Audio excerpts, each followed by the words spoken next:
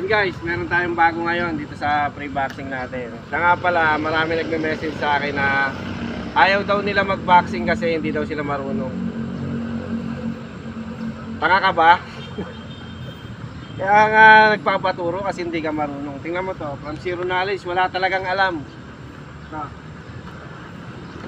Pero susubukan natin itama. From zero knowledge, ibig sabihin hindi nakaranas ng kahit anong sports pala to. Taong bahay din.